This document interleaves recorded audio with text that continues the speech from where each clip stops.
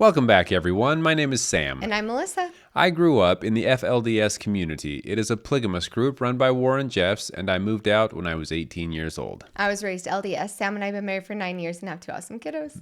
Yes, we do. We want to quickly thank our donors, YouTube members, and our patrons over on Patreon. We really do appreciate your support. Yes, we do. We are back with our Fresh Eyes on Sister Wives, season 15.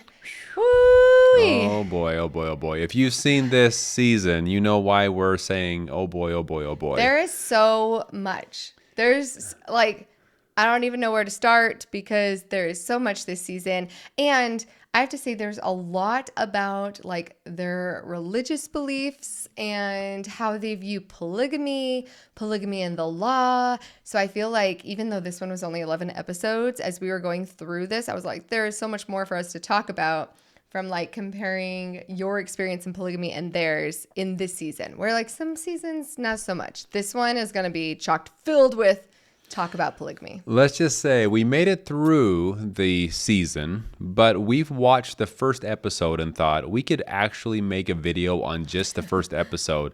But then we didn't want to drag out Sister Wives any longer than we have to. So we did do the full season. We'll review the entire season 15, but man, there was a lot in this one to talk about. So yeah, and getting into that first episode that you were talking about, this is where they're talking a lot about their religious polygamy, why they got into polygamy in the first place. Mm-hmm. And Janelle in particular is talking about what they call the principle.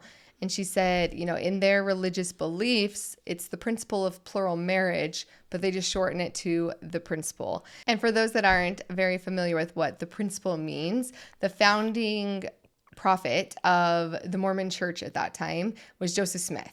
And he started the church, and I only mention it like that because it's hard where so many breakoffs have happened from that. Right. So now you have the mainstream LDS. They prefer to be called the Church of Jesus Christ of Latter-day Saints, no longer Mormons. But then you have fundamentalists who do like to be called Mormons. So that all saying that this all came from Joseph Smith to begin with. And he received revelation that there was supposed to be a plural marriage. Yep. And that this is not only a principle that you're supposed to live, but it's an eternal principle that lasts through the eternities. Mm-hmm. And there's different groups and different opinions on if you have to have a certain amount of wives in order to, get to the highest degree of heaven. But it's basically from fundamental Mormonism perspective, it's completely necessary for you to do in order to become like God and live in God's presence someday. Yeah. In the FLDS, we refer to it as the celestial marriage or the celestial law, things like that, and meaning that this is a law in the highest degree of heaven. This is God's law. And so you either have to have multiple wives or be living plural marriage, or you at least have to fully accept it. In the FLDS, it was a little bit different because Janelle and Mary and Christine and Robin, all of them kind of chose Cody to be the person that they wanted to marry. Mm-hmm. In the FLDS, we looked at it as God is going to tell his prophet who should marry who. And so that way it was all God's plan, his law. So if you weren't living and practicing polygamy, it was just because God didn't want you to yet. But in your heart, you fully accepted it. Therefore, that meant that you were still on your way to the celestial kingdom to live with God, as long as you accepted that he would probably eventually, I almost said force you, require you to live plural marriage. Yeah, and within the mainstream LDS church, like how I grew up, it was, it's a fundamental principle that had to be brought to the earth. So even though they no longer practice polygamy anymore, mm-hmm. it still is a fundamental doctrine that you have to be willing to accept as truth and something that God required of people. And right? That will most likely be continuing on in the next life. Yeah, absolutely. Even in mainstream Mormon church or LDS. Yep. Men can end up marrying multiple women. The current LDS prophet his wife passed away and he was sealed to his second wife. So in the next life, according to our doctrine, he would be married to both of those women in the next life and for the eternities. So polygamy, you still have to accept it, that it's a thing that came from God that's going to be enforced in heaven as a rule. If anybody is super confused by what we mean by like different degrees of glory or different degrees of heaven or Different celestial levels. glory, different levels. I'll leave a link to the video above where we explain that doctrine as far as what Mormonism believes in the separate degrees of glory. And all of this is to preface the fact that in the very first episode, they're talking about the family being very separate, doing their own things in Flagstaff. The family culture is not working out. And it's actually Janelle who gets everyone together, and she asks the tough question, why did you enter into the principle?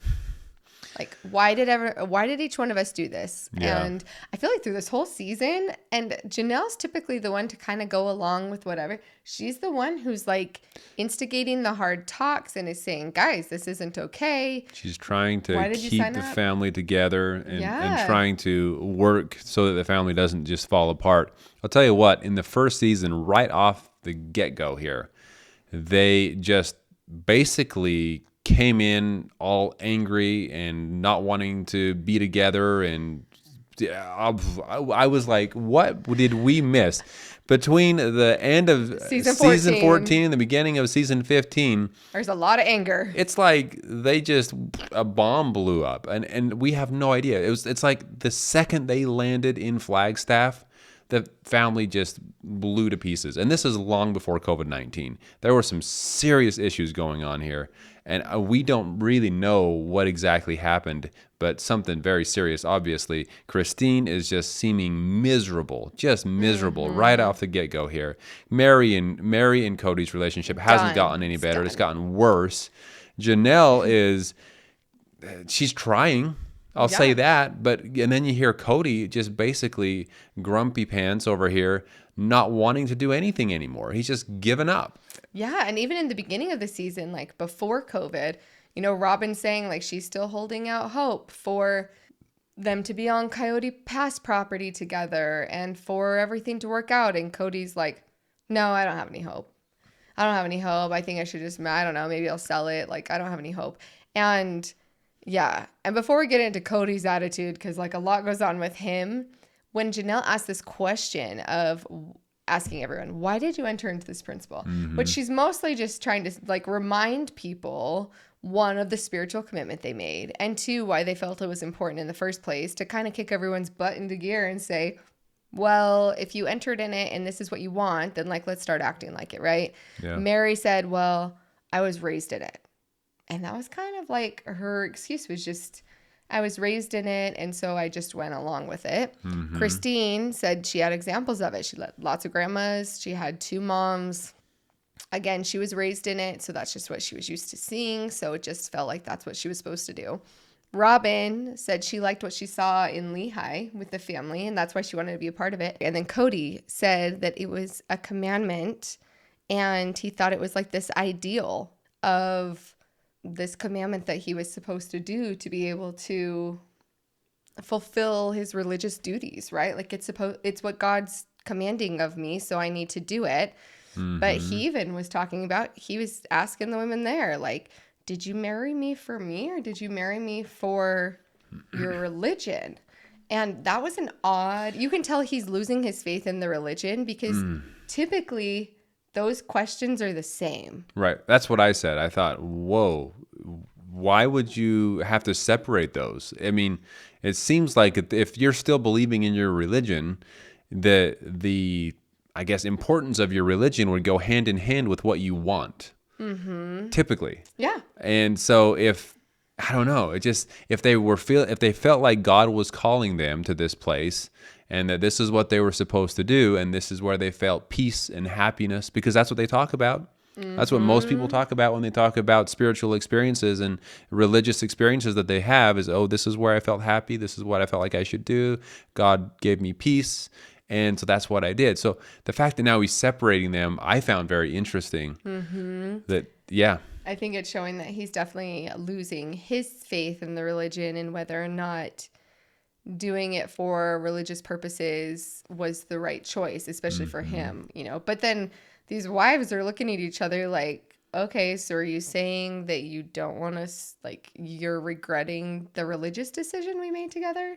Because that's another huge thing. If you're going to live plural marriage based on the religion, and then the husband is saying, I don't care about the religious aspect anymore, it's almost like saying that you don't care about the marriage anymore because these women don't have legal marriages. It's 100% a spiritual marriage to the other three wives. And if you don't believe in that spiritual religion mentality, like if you don't believe in that aspect of it anymore, then do you even have a marriage? Well, because exactly. Because you get married spiritually, you make covenants or wedding vows. If traditional God, wedding yeah. would be wedding vows, but in their case, it's covenants because it's between them, the two of them, and God. So if you're saying I don't believe in this religion anymore, then goodbye covenants or goodbye wedding vows. Like you said, what does that mean? What does that mean for the people in this marriage? Is it goodbye marriage as well? So it's so intertwined. I don't think that I think a lot of people watching Sister Wives probably didn't realize how intertwined the family and the marriages and polygamy and all this was with religion. Like that is what glues it all together. It's what keeps them. Why it's important that they have this plural family. So Yeah. And as the seasons went on, like in the first seasons, they mentioned it a lot, you know, when they were in Utah and they talked about the religious aspect a lot and they showed them going to church, you know, and then creating their own church and stuff. And over the past 14, 15 seasons now, you've seen that kind of disintegrate a lot.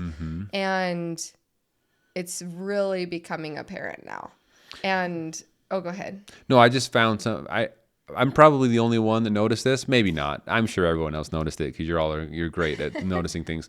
But Cody started wearing short sleeves. Now, the reason that stood out to me so much is because in my mind, that's a religious thing. Because the way I was raised, we were not allowed to wear short sleeves ever. And so now you're starting to see Cody showing up to interviews and things wearing short sleeves. He never did that in the beginning. Nope. And the women sometimes will have short sleeves as well. Right. Like just normal t-shirts like this, right? Which is considered very modest in the regular world. They had mentioned in one of the early seasons that the AUB in their religion, they believed women needed to go all the way down at least to, if not past, their elbows. The elbow, So all of these little indications, little bits of like more swearing, the way Christine sometimes like uses what the church would consider like using the Lord's name in vain when something happens, and you know she's like, oh gosh, but she uses the Lord's name, right? Like that would have been a thing. That these are all like little signs to us coming from similar cultures where you're like, oh, okay, we're gonna. And it very likely could just be the fact that they moved away from the community, the religious community, and so it was only going to last so long before they started to either forget or just didn't feel that it was important, or decided maybe they liked the new lifestyle more. I don't know, but it's not surprising because when you move far away from something in the community and everyone that is there doing the same thing you're doing, it's very easy to change. And I think that we saw that happen pretty quick within the family. Yeah, I mean, and you're watching as Cody's saying things like, plural marriage isn't normal. This isn't normal. This isn't easy. You know, and again, you go back to that season 1 where we've been watching a season a week now for 15 weeks. Are pretty dang close. I think we might have missed a couple. No, I'm just saying like it's fresh on our minds. If some of you, I mean, people who are watching this in real time, you guys were having these breaks in between, so you're kind of going along with them. But like all of these seasons are back to back for us. And so it's very easy to remember season 1 when Cody was pointing out how it's so natural. Plural marriage is so natural. Monogamists are the weird ones, and all these reasons why it's so great. And I feel like either they're just being way more honest this season, or it's a combination of them just finally getting tired of it. As far as I know, anybody that we've talked to that's lived plural marriage, they'll all admit that it's ridiculously hard, and that it's the religious aspect of believing like they're supposed to be overcoming their worldliness, overcoming selfishness, right? All these spiritual attributes that they're supposed to be gaining from plural marriage. Nobody's doing it for funsies. No, Not within the religious communities. They're not, you know what sounds really fun? Or they might start off that way, like Christine. She's like, because that's what she grew up with. I always wanted that. That looked like so much fun, and to have the sister wives, and she's the most jealous out of all Now of she's them. having the hardest time with it. Yeah, Cody said something along the lines, maybe you wrote this down and we'll get to it later, but Cody said something along the lines, I was talking with my friends and realizing realizing how unnatural, or maybe I don't want this polygamy lifestyle anymore because it's not natural. And we had to pause and just start busting up laughing because that was one of his big things in the beginning. This is what the manly man do. This is the most natural thing in nature. This is, I don't know, to now go and almost to the opposite side on the way he feels about it is I don't know. It's just. Yeah, he's over it. And then they're admitting things in this season too. Like everybody's admitting things that seem like it's the first time they're actually admitting it. Like Janelle's saying how lonely she was in the cul-de-sac. Well, for 5 years, we watched seasons of everyone, oh, the cul-de-sac's the best thing. It's the ideal. It's this, it's that. Then they moved to Flagstaff. And at first, you know, they're like, oh, we just want to rebuild the cul-de-sac on the land. No, we want to build one house. And Janelle's now wanting one house because she said, I was lonely in the cul-de-sac and things were better in Lehigh. And then Christine's going, things were way worse in Lehigh.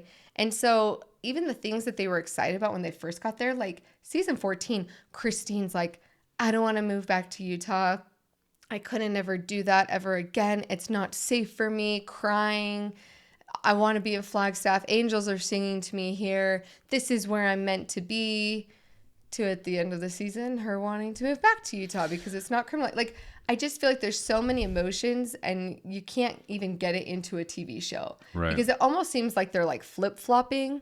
And at the same time, there's like, these are months and months and months in between these interviews, like over the course of almost a year. And you're just getting glimpses. And so it's like, how did last season you were singing the praises of Flagstaff and this season it's the worst? And last season you were saying how you wish we could go back in the cul-de-sac. And then this season you're saying the cul-de-sac was the worst thing ever and you felt super lonely the whole time you were there. Like, it was all over. I think that Christine, well, obviously they changed the law. They decriminalized polygamy in Utah. So that's one of the reasons that she really wants to go back now.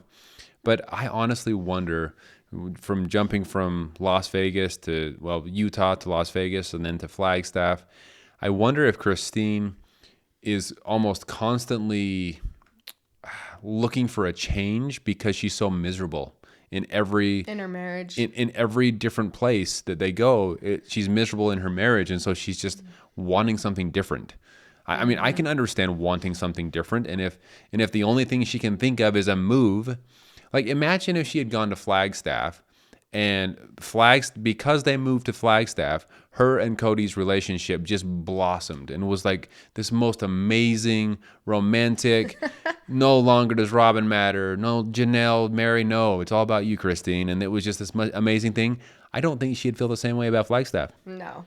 So I think she's lonely as can be. Well, you pointed that out. It's just she's basically a single mother that half of her kids are now in Utah. So of course she's going to want to move there. Oh yeah. To me, like as soon as, you know, in one portion, she gets all the adults together and she really thought more people were going to want to move back as well. And it was sad to watch, but as she's, you know, saying that she wants to move, and I paused it and I was like, no woman, but I would say no person, but especially no woman is going to want to survive without any tribe at all. At this point, she doesn't have a husband that's around very often because this was later, you know, after COVID had happened, but she doesn't have her husband around. She has no family around. She has no friends. She used to cling on to this idea of the sister wives, whether she was getting along with them or not. Basically, that's disintegrated. And half of her kids are in Utah. So what does she have in Flagstaff? It is not surprising to me at all that she wants to move back to Utah. Yeah. Not even a little bit. And she's a single mom. Basically. Which is what So it's almost worse than single mom It is. because Cody distances himself so much, and we'll get into more of the Cody. COVID stuff and Cody and all that. But he distances himself so much from Christine and the family, and Janelle says the same thing. That when he does randomly show up almost unannounced, it makes it more stressful. It makes the Christine feel like uneasy because he's disrupting their life now because he's not there. Yeah. And so it's almost like worse than being a single mother, it seems like at this point. When she said that he doesn't tell her when he's going to be at her house until 5 p.m. that day, I would die if there was that little structure to my life, like not having a plan. And why? Like, and this is pre-COVID, right? This is before COVID. And she's like, yeah, he doesn't even tell me until 5 o'clock. Okay, so now you're having to make a different dinner because your husband's coming home. You don't know for how long. And then you have to think and plan. Like, that kind of scheduling is just stressful. Most people are not down to have their entire evening changed in such a drastic way at 5 o'clock, you know, and especially with a family and with kids and all that. I'm like, and it's so inconsiderate of her time. Well, not to mention that when he does go there, Christine, she just had to be straight up and honest about it once and said, "You're always on your phone." And he said he wanted to be because it's his excuse to separate from her. That's the thing. So he forces himself into the house and then disrupts everything and then sits on his phone. And his reasoning was, yes, I on purpose am on my phone because I want to avoid conversations. I don't want a conversation. What? I mean, who is this guy? I don't get it. I don't understand. And he's got kids there too. It's not just Christine. He's got kids there. And he's just sitting on his phone to avoid conversation. No, it's so sad to see. And then, I mean, it's not only sad to see, and you can see that obviously they're all single moms as soon as they move to Flagstaff. But then Robin even mentioned when they were having that first talk with Janelle and, you know, the adults and stuff, Robin was like, isn't that what plural marriage is? Like, her whole experience in plural marriage is being a single mom.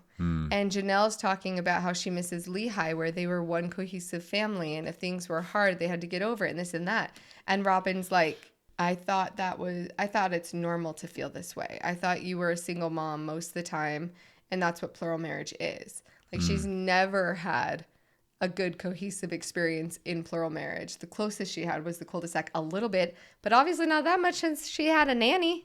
Right. Since she had her, was it her niece? I think so, yes. Yeah, so obviously it wasn't that cohesive. If you can't drop your kids off at your sister wife's house next door to be watched while you need to go do something, then it's not. We've said this in previous seasons when reviewing them that even, I mean, yes, they say things like, oh, it was so great to be in the cul-de-sac in Las Vegas.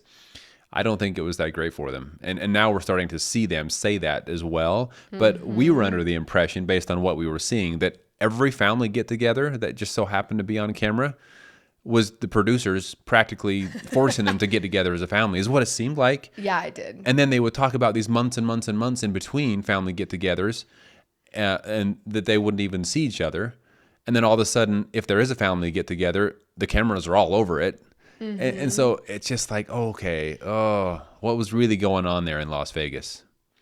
Yeah. You know, and for Janelle to say how lonely she was, and that's Janelle. She still had kids at home, let alone someone like Mary. I mean, I think that there was a lot more, I guess, more issues than we thought in the cul-de-sac in Las Vegas. Which is saying something because there were a lot of apparent issues as well. But right. Yeah. I mean, Christine's going through loneliness, feeling like nobody wants her anywhere. Cody's saying, I used to have purpose, but now we're not happy. Nobody's happy. If my whole life is just going to be wives complaining to me about how unhappy they are, then like, I don't even want this. They go up and they visit the Darger family, which I think, you know, Christine said, oh, that was good to like see and be around community. I think it put a huge mirror in front of them because they saw this other plural family and they're like, oh, you guys share a kitchen, you live under one roof and you make this work. And even the Darger family, they're like, we don't know what's going on. They seemed really stressed. It's like, Yeah. yeah, because they are watching you guys going, oh my gosh, we are more messed up than what we realized. Well, yeah, because the Darger family talked about building their dream home, and that even in their dream home, it would be one big kitchen that everyone would share. And when Cody presented this one home, even though every wife had their own kitchen and house, basically, they still wouldn't be willing to do that. Yeah, Christine especially just wasn't down for it. Yeah, and so to see the Darger family say, "Oh yeah, we love each other. We love being in the kitchen together," basically, is what they're Yeah. seeing. However, later on, Christine did mention that she really enjoyed visiting the Darger family. So I don't know. Yeah. I agree, though. I think that it definitely made them realize how dysfunctional they were Oh, as a family when they saw the Darger family. yeah, definitely. And I think, man, the whole Coyote Pass thing, like, is just continuing to be like a thorn in the side. I honestly think that as soon as Christine put down her foot and said no one house on that property, he gave up Cody, on yeah. plural marriage. Like, not even just on the one house. He was like, okay, well, obviously then you guys can't get your crap together and you guys can't get along to live under one roof. Then what are we even doing here? I mean, he mentions at one point, sometimes I just want to sell Coyote Pass. And I looked at him, I was like, wow, talk about being like a baby. The one time he doesn't get his way, right? Because even in last season, their therapist, Nancy, had said, Cody always He always gets his way. Yep. He acts like he doesn't, but he always does. And if there's something he really wants that's actually of importance to him, he gets it. And this is the one thing that was important to him, and he's not getting it. And basically, he's willing to throw away anybody that wasn't willing to get on board with him. He's like, then why are you even happy here? Do you even want to be married? Plural marriage is the worst. I don't want, like, it just seems like one big fit. Yep. And he's like, if you don't want to get it together, fine. Yeah, it seems like done. he's throwing a hissy fit because he didn't get his way. That's exactly what it seems like. Yeah. So, geez, yeah. And at this point, man, I mean, towards the end, Christine talks more about her feelings of how she feels right now. But man, even early on in the season, it was pretty clear that Christine and Cody, they didn't talk about it very strongly at the beginning, but they hint at things. Like Cody hints at one of the wives being miserable and not wanting to be around and that kind of thing. And we both assumed right off the bat it was Christine. Mm-hmm. So something very serious happened there in Flagstaff very, very early on when they moved. And the things that Christine mentions as like, she didn't like the Lehigh house and she was the basement wife. And when you go into another wife's home, it feels like they're the queen wife because it's their home. So then what is your role? What is your space, right? And so these are all like her arguments for not wanting to have one house. And it's odd because they still all were going to have their separate homes. They were just going to be connected by this central thing. But obviously, it's just a big enough deal that Christine's going to basically leave over it, which, I can't blame Cody for being like, okay, if this is how you really feel, then this plural marriage thing isn't for you. Like, you're not cut out for it. And at the same time, he's saying he's not cut out for it. So then why do any of these wives want to even try? One of the other meals, they said that, right? They're like, all of them are thinking, why is Cody sounding like this? He's been such a pessimist about plural marriage. What's going to make any of them want to fight for it? Yeah, exactly. I think the only one that's really trying to fight for it right now is Janelle, it seems like. Robin. Well, Robin, yes, but... Until COVID. See, maybe now's the time to jump into COVID. Maybe now's the time to jump into COVID. Because let's just start off by saying COVID, and not just for the Brown family, but in general... COVID brought out a lot of true colors. I saw it. We saw it around us. A lot of divorces. A lot of people just went crazy over the idea of the virus and what it could do. I mean, I had coworkers that just threw their hands in the air and they wouldn't come into work. They refused to, even though it was an essential job. They'd refuse to come into work out of fear.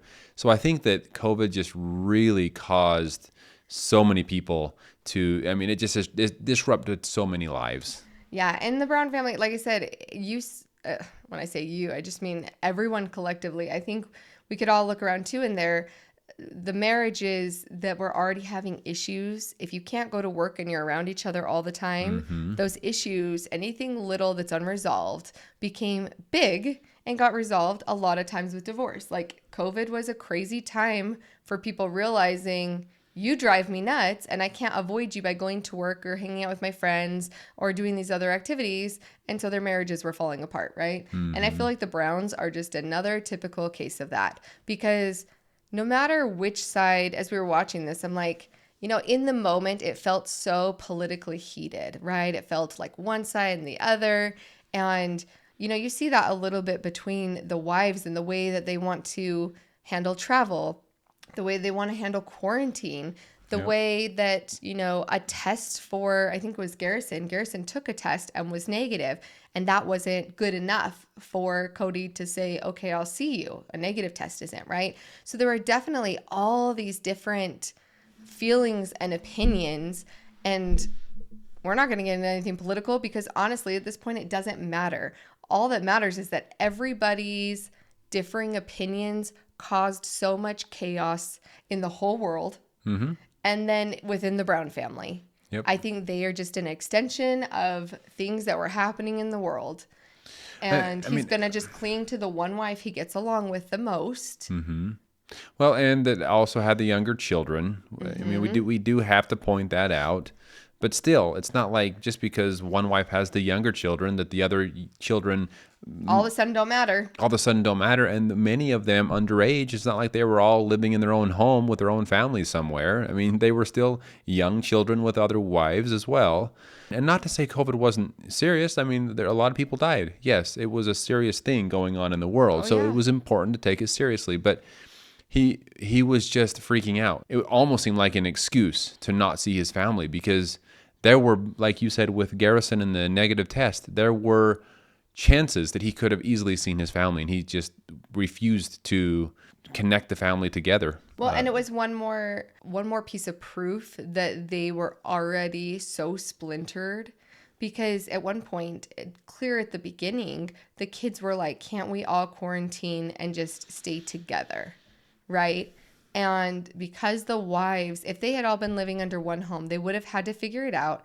They would have figured out what worked for them as a family, and their kids would have had each other. Watching Truly literally beg and have tears in her eyes to be able to play with her other siblings who were also quarantining.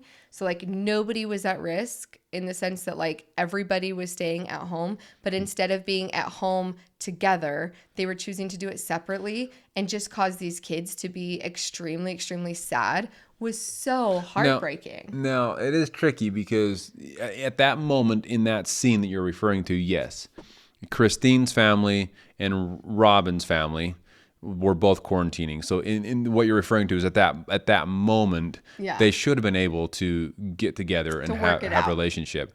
Now, on the other hand, later on, Christine does take her family and travels. Yes. So later on, they weren't all quarantining, and the whole time, the two sons, Garrison and Gabriel from Janelle, they were not staying home the whole time and quarantining. So, which is why Janelle told Cody to not come over. Correct. Yes. Right. I just want to point out that the whole family, like everybody, wasn't just sitting at home. Yeah, the whole in that time. sense, like Truly had been, their kids had been In that moment, yes. And so to see like their younger kids suffer because the family that wanted to all stay at home couldn't stay at home together and be a family unit, that was super sad. Oh my gosh, yes. And was it Truly that said, no, it was Ariella. When Cody was at Christine's house and Robin came over to celebrate with her family, to celebrate one of the birthdays and drop birthday gifts off. And Ariella looked up at Cody and said, Dad, can I touch you? And he said, and he actually ignored it. And then Robin said, hey, come over here. So things like that where, I don't know, it just seemed like the family, I get that that Robin was afraid that she herself and also their youngest son Solomon that they were higher risk. But I don't know. It just seemed like strangers is what it seemed like to me. Yeah, exactly. And if they had been functional, they would have been able to come together and be them against Cody.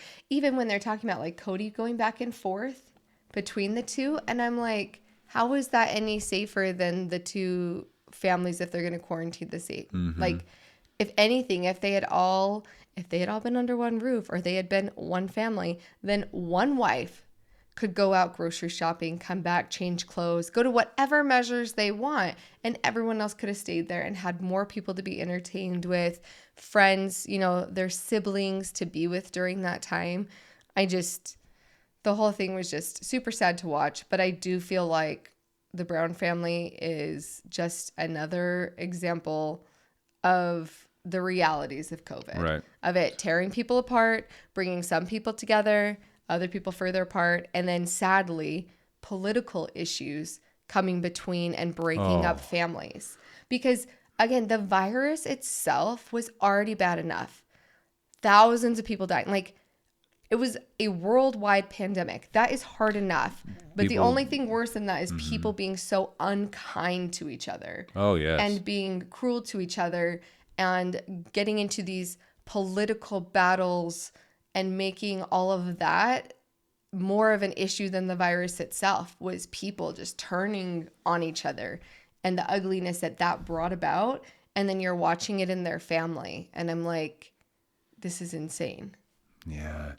It's man, it's hard to talk about COVID without getting into the politics of it because there was just so much fighting, so much unkindness, and so much misunderstanding. People just refusing to understand the other side.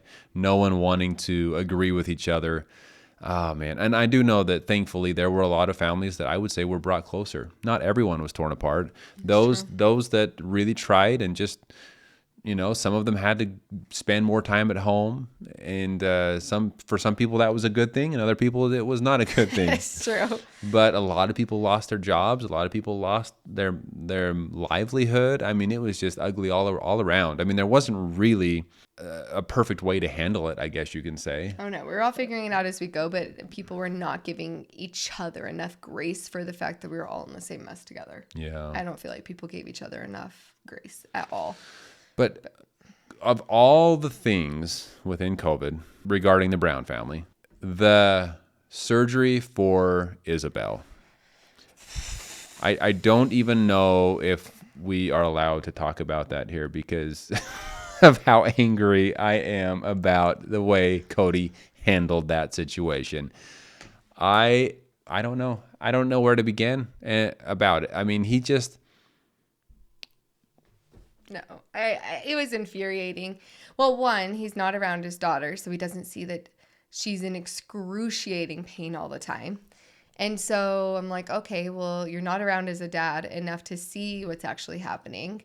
And then Isabelle is older at this point. Like, she's old enough that if she's really complaining enough and saying, this is really bad, can we please get this fixed? And it's something that's completely necessary. And at this point, it was September. So this is at the point where, surgeries, it wasn't just like these were essential surgeries, basically. We weren't just doing surgeries willy-nilly. These were essential surgeries that were causing a lot of pain or a lot of harm. Those are the surgeries that were being done. And I just feel like if you cared enough about your child, there were ways to be safe through COVID in whatever needed to be done. There were safe ways to do it. The fact that he said, I have so many thoughts. The fact that he said to Isabelle, well, do you think you could just go and get your surgery by yourself so that way nobody has to travel with you? 10 days of post-op.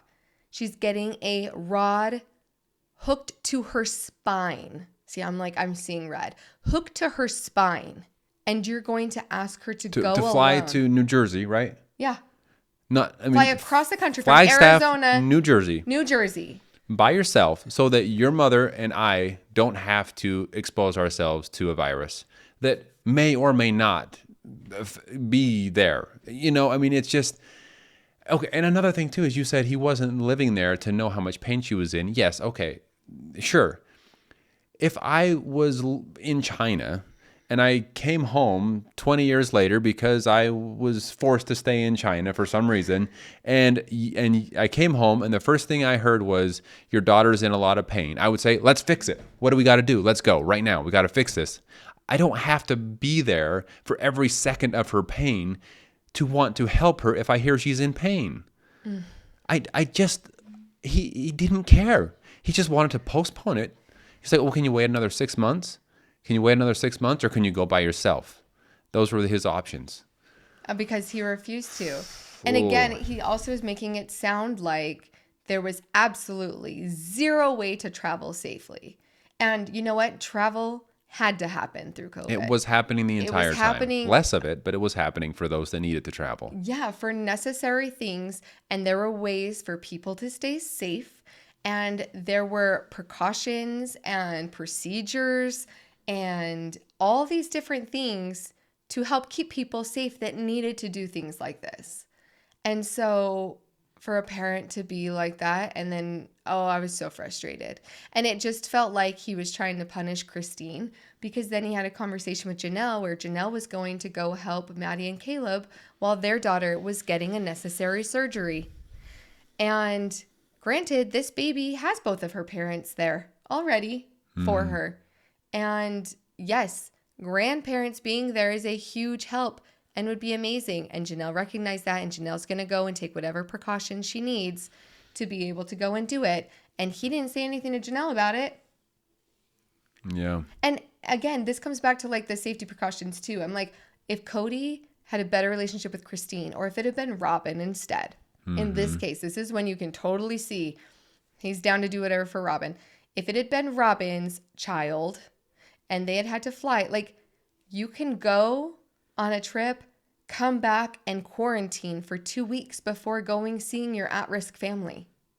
He could have done that. Yep. He could have come back, taken a test every day for 3 days. Like, there were so many different avenues to make sure that you weren't spreading. Yes. And quarantining was the best one. If you have to go somewhere for an emergency, for surgery that's necessary, you go, you take every precaution possible, you come back, you quarantine for 2 weeks, you're good. Yeah, I think I mentioned this, but it seemed like, once again, that Isabelle and Christine were strangers to Cody. And in his mind, he's thinking, why are you trying to disrupt my family? And meaning his family with Robin and their kids together. He's like, I'm not going over there because I have to be with my family. He was treating them like strangers. Mm-hmm. And I don't know. Poor Isabelle. Me being raised in polygamy in a very different way than that, it just, the frustration that I feel, because the way I was raised, it was one family under one roof, everyone sharing everything. I mean, I was close to every single one of my siblings. I just as close as my full-blooded, because we were all there together always. And so for me to realizing the bond and relationship that I had with my half siblings as well, and seeing how the father is treating them so differently, it's just so heartbreaking. Especially when it's your own child, like Isabelle, in so much pain, and you are just treating it like an inconvenience. Like, how dare you try to come in and interrupt my family here? How dare you have scoliosis through your teenage years during COVID? And did you plan it that way? No, it was absurd. Yeah, that one was a. That was a throw your remote at the TV moment for me. Not that I did that. Yeah, but we both wanted to. In my mind, I did. Man, you're just seeing all of these things. COVID just continuing to tear them apart. Cody saying, I don't give a crap, but he said other words anymore. If I have to hear one more time, I mean, this has been from the very beginning. If I have to hear, we just really need to work on our communication one more time, I'm going to lose it. They do. They do need to fix their communication. They do. And they even got together to try, and Cody straight up was like, I'm very cynical about this. I don't even care. I don't even care anymore. And I'm like, He actually said, I don't care. yeah. And they're all trying to work on the communication and find a way for them all to feel heard. And Cody's sitting there like, I don't care whether or not you guys communicate because I don't even like this. And my religion was so focused on the words endure to the end that I felt like I was supposed to endure, which that is a huge saying within Mormonism, enduring to the end, right? And he even said that. He's like, plural marriage is a challenge that like I don't enjoy and I don't want to do this anymore. Yeah. Yeah, I don't love that saying, honestly. Endure to the end? Yeah, I don't know. Maybe I shouldn't go there, but there's something about the saying that in my mind sounds like suffer till the end, suffer through it. Mm-hmm. Endure. Yeah, endure and suffering, I feel like is the same thing. So he brought that up as though it was, oh, I've been suffering this whole time, but I just had to because of my religion. So now that religion's not a part of it, then meh, I don't care. That's what he's saying. I don't care. And it was another little like proof that Cody is not as religious anymore. Yeah, oh yeah. Because for him to talk about that saying, I mean, that's used in a lot of things within Mormonism. Enduring to the end is talked about all the time.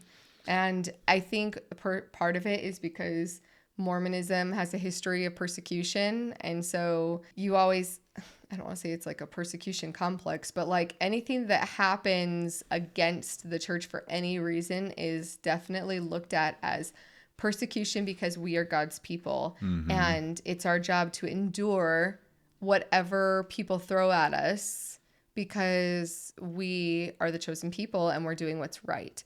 And the more that we do what's right, the more people are going to hate us for it, the more they're going to persecute us for it, and the more we'll have to endure. Right. And so it's kind of this huge cycle that's been happening since the very beginning of the church with Joseph Smith. And I feel like every single branch of Mormonism has something that they feel like the world is persecuting them over. Oh, and if there's not, then they'll make something up. I'm speaking for the FLDS here. I'm speaking for myself. Yeah. But seriously, if there's not something that they are suffering from the government or other people, they will make something up to make it seem like there's something that they're suffering from everyone else. And that is straight up 100% the way it was because of Warren Jeffs and the way that he taught. Yeah. That we were under constant persecution, even though I look back now, a lot of what he was saying wasn't true. It was just to put fear into the people, to force them to believe and to follow his way of thinking. So just I'm being serious about that. Yeah. I mean, it is funny because I don't think that every group does that, but the FLDS most certainly did, and I'm sure there are others out there that do the same. Yeah. But it's like so ingrained in our history that if someone has a problem with us, it's because of the religion, and therefore it's persecution, and we're meant to endure it. Yeah. I think that honestly is within every facet of Mormonism. Yeah. It just happens. Are we to Christine's talk about the move yet? Almost. Okay, there's more. Good. Quickly have to touch on Cody and Mary's 30th anniversary being the most awkward moment of our lives. Cody basically saying, I don't know why you're here. Why aren't you going to leave? I have no interest in this relationship. And Mary saying that she still believes in the plural marriage and that she's supposed to do that religiously. I think she still has that religious inclination, which Cody does not. Also had to give a quick mention to Robin and Cody talking about whether or not they were supposed to have more children. Oh, yes. Because important topics, babe. Robin still has a lot of the religious aspect, which you can tell in the last season where she is like, God will present a plan. There's going to be a miracle. I'm just praying that God will make it so that I can rent a house instead of buying. You know, all these things that she's praying for, unfortunately, don't come to pass. She does end up buying a house, and she's, and putting it off wasn't helpful, but you can tell she has that faith that everything's supposed to work out. And Sam and I were very curious, and we wanted to bring it to all of you who are still listening at 50 minutes into this of our rant. If you're still here, wow, thank you. I really, really do want to hear from you about the idea of the pre-existence. And Robin was sharing the fact that she feels like she made promises to children in the pre-existence that she would be their mother and that they would come to earth. Now, the pre-existence, I think Mormonism is different than mainstream Christianity in that sense, in the belief of the pre-existence and what Oh, that yes. looked like. There's definitely differences. Definitely differences. And so Sam and I were talking about people, like our own experiences, and then people around us within Mormonism who have felt certain inclinations of whether or not there were like children waiting for them. You know, Robin said she had made promises to spirits and she wants to make sure she doesn't break that promise. Personally, when we were in the LDS church and having our children, I can't say I felt like there was like a promise made, but I remember after having Lila, which was a really hard, dangerous birth. And I remember still like very quickly after having her and knowing I would be at risk having other children, I told Sam, I feel like there's a little boy waiting for us. I did feel that. That's like, true. and I was like, I feel like there's a little boy. And I got pregnant and we had our little boy. And then that was, the conclusion of our family. We said that perfect. That's what we felt we were supposed to have. Yeah. Yeah. And so that feeling of that inclination of there's a little boy, or, my mom had a dream and saw all of us in the gaps, the genders, all before she had any of us. She, had dreams.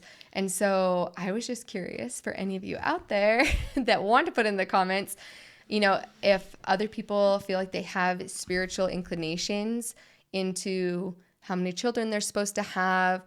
Do they have inclinations? There are specific spirits that are meant to be sent to their family. Is that something that I think is normal within Mormonism, that other religions don't have that? Is it religious taught, or is it just the mother instincts? That's, in fact, if any of you out there listening still, wow, this is going to be impressive if there is someone that's still listening and did not grow up in religion at all, but yet had those feelings that you were supposed to have, that there was a child waiting that you're supposed to bring into this world. That would be very interesting to hear if it wasn't at all religious based. Yeah, we're like, is it something that's taught, or is it just an instinct? Because I am a big believer in motherly instincts outside of religion as well. Yeah. I think, and that's just like a personal, has nothing to do with Mormonism, but like to me, it seems silly that like other animals would have instincts to protect their young or do this or that, and that I wouldn't. Right. So I do believe in motherly instincts, but it is hard to know, where I did grow up religious, what part of those inclinations were taught to me that I was going to have them, or were they purely from my inner instincts? And Robin's same, like, okay, she had to have been taught about the preexistence in a way that would make it sense that she would have, these promises made. So is that something that's completely taught, or is there other inclinations that she's having? Yeah. Anyway, that was a random thought for the day that we'd love comments on. Yes, because it's so interesting. Robin saying she felt like there might be another child. I immediately thought, oh, that's because of the way the religion taught her to think. That there's these spirits up in heaven waiting to come down, and if that's the mentality that you have, then it would be easy to fall into that mindset of, oh, maybe there's another one. But she very specifically, she said she thinks it's a dark-haired boy. A dark-haired boy is what she said, I think. And Cody even joked at that. Well, he said, well, all of our kids get the blonde hair from me. So he basically said, I'd be very surprised if we get a child and it has dark hair. Yeah. So I don't know. We'll see what they choose to do. And then, yes, we are to the part of Christine wanting to move to Utah. I know we touched it earlier, so we'll touch it quickly with how long this is getting. But no support in moving. She's none of them just beside herself. The main thing here that I wanted to point out is that when she found out that none of the other wives, well, first of all, we'll back up. So she had this conversation with Cody and said, hey, Cody, this is what I'm thinking. I really want to move back to Utah. I want to bring it up with the other wives. And Cody was like, basically to her face, when they were together, he showed support that, yes, he wished that he could move back to Utah, but he doesn't think that the other wives are going to want to. He basically led her on. Now, fast forward to this instance here where she brings it up. All the wives say, nay, not a good idea. No, thank you. And Cody also basically pretended like he had never had that conversation with Christine and was also being a naysayer about it and just completely threw her under the bus. And so Christine was obviously frustrated by that, which who wouldn't be? But when Christine realized that nobody else wants to move to Utah, she just broke down. She absolutely hates it in Flagstaff. And so the idea of not being able to move back to Utah is breaking her, and led to led to Mary saying, hey, come with me. They walk down, look at this mountain, the view that they all saw when they first fell in love with Coyote Pass. And Christine said, I don't think I can do this marriage with Cody. Those were her words. Bum, bum, bum. And that's basically how it ended the season. But and Mary kept being like, you can't quit. And she's like, what if it's not quitting? And Mary's like, it is quitting. You can't quit. You have to do what you have to do. You can't quit. You can't quit. And Mary's like, you know what I've been through, and I'm still here. And Christine literally said, like, I don't want what you have. I don't want what you have. You know, and it's true. Like, everybody has seen for years and years what Mary has. And I think everybody's been wondering, like, what are you still doing here, Mary?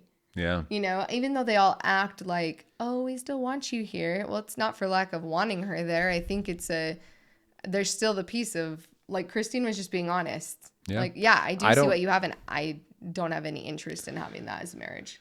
We have not seen season 16 yet, but we have seen season 18. But we don't know how we go from 15 to 18. There's a lot missing there.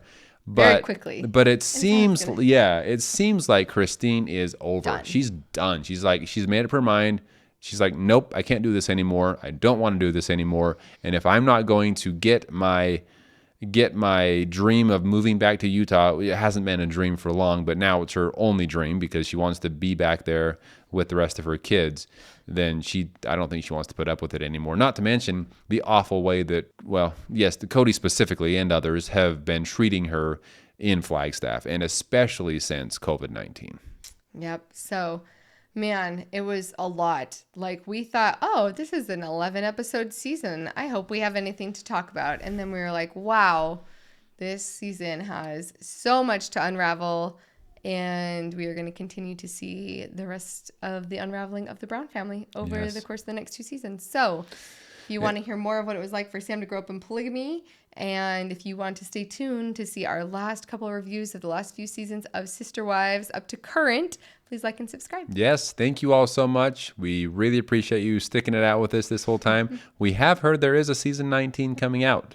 So if there is, we'll have to review it. Whether or not we want to watch it, we'll have to. No, but thank you all. We're invested. Don't get us wrong. Yes. So thank you all so much. We look forward to talking with you soon. Talk to you all soon.